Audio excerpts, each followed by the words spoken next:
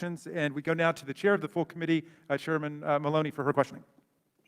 Thank you, Mr. Chairman. This hearing is not the first time that the Oversight Committee has investigated voter suppression efforts in Texas. In March 2019, my predecessor, Chairman Elijah Cummings, along with Chairman Raskin, launched an investigation into the state's failed attempt to purge nearly 100,000 voters from the Texas voter rolls. Texas threatened more than half of these voters with criminal prosecution. But it turned out that many of them were eligible voters. This purge effort was halted by a federal judge because the judge found, and I quote, perfectly legal, naturalized Americans were burdened with what the court finds to be ham-handed and threatening correspondence from the state, end quote. Mrs. Perales, your organization helped stop this blatant attempt at voter suppression in Texas. How did the attempted voter roll purge contribute to voter suppression in Texas? We did file suit on behalf of naturalized U.S. citizen voters who had received letters from their counties accusing them of being non-U.S. citizens and telling them that they had to prove up their U.S. citizenship, even though they were U.S. citizens. I had one client tell me that she never wanted to vote again. She was newly naturalized. She had proudly become a U.S. citizen and proudly registered to vote. And she was so afraid and so intimidated by that letter, thinking she had made some awful mistake, that she said she never wanted to vote again. And that was repeated around the state. Well, which communities, Ms. Perales, would have been most impacted by this action in your state?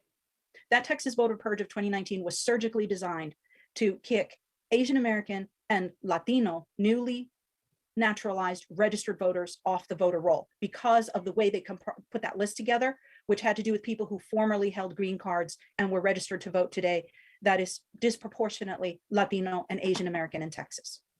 Well, last year, Chairman Raskin and I released findings from this investigation, and the committee found new evidence that many U.S. citizens had been incorrectly told they were ineligible to vote, and that county officials in Texas raised serious concerns about the purge. And Representative Thompson, you have been outspoken about the history of voter suppression efforts in Texas. Mr. Thompson, how did these attempts to purge voter rolls play into the greater context of voter suppression in Texas? It had a chilling effect on persons who may wanted to vote because of what was happening.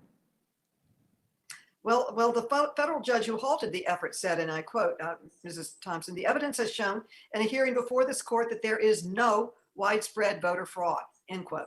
Yet today, we are seeing the same falsehoods about voter fraud being pushed to support new voter suppression bills in Texas. Mrs. Perales, has there been any evidence of widespread voting by non-citizens in Texas in the 2020 election? Not in 2020 or at any other time. So the current Senate version of the Texas voter bill would require a monthly review of voter rolls for non-citizens. Mrs. Perales, how would a provision like this affect people? How would this threaten voting rights? You mentioned one of the people you talked to felt intimidated and scared and didn't want to vote again. What has been the impact of this?